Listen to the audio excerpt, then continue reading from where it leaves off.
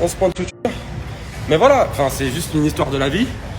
Internet, c'est bien, mais n'écoutez pas tout ce qui est sur Internet, parce qu'il y a plein de trucs qui sont faux.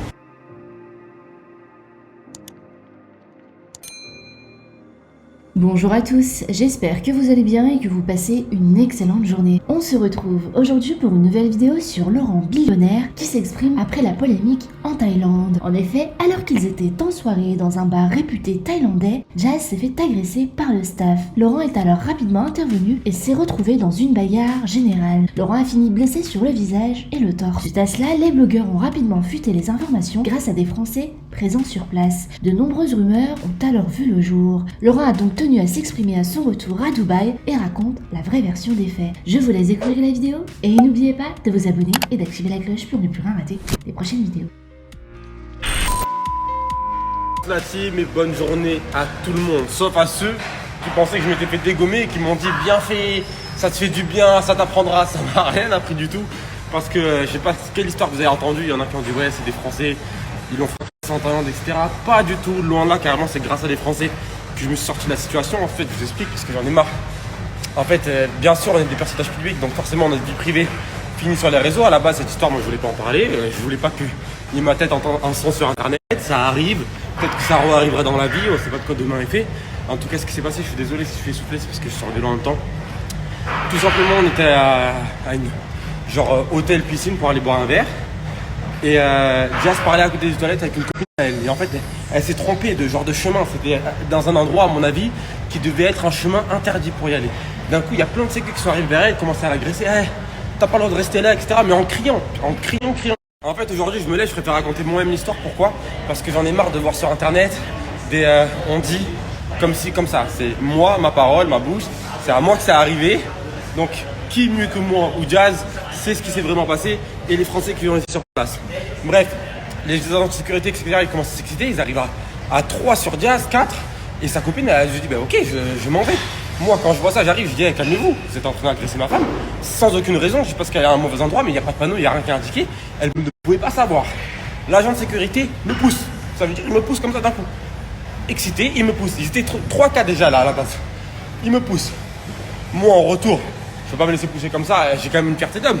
Je le pousse. Évidemment, il m'a poussé, je le pousse. Je reconnais Mozart. Il a essayé de me frapper directement. Direct, il a essayé de me frapper. Mauvaise chance pour lui, il a raté. Du coup, vu qu'il a essayé de me frapper, je l'ai frappé. Je suis tout simplement défendu, même si c'est des agents de sécu. J'ai quand même le droit de me défendre. Le mec qui essaie de me frapper sans aucune raison. Du coup, je le frappe. Mauvaise chance pour lui, c'est que lui, il prend. Et du coup, après, ils n'ont pas aimé ça et ils m'ont sauté genre à 8 dessus. Mais vraiment 8. Là, vous voyez, ma tête, elle n'a pas grand-chose. J'ai des points de suture là à l'intérieur des cheveux. Là aussi à l'intérieur. On voit pas très bien parce qu'ils essaient de cacher au maximum. J'ai eu 11 points de suture en tout. 11 points de suture. Mais voilà, enfin, c'est juste une histoire de la vie. Internet, c'est bien, mais n'écoutez pas tout ce qui est sur Internet parce qu'il y a plein de trucs qui sont faux. Et en tout cas, grosse force et merci à tous les Français qui étaient sur place. Voilà, je me rappelle de quelques noms. Mais franchement, merci à vous. Vous avez tous été solidaires avec moi.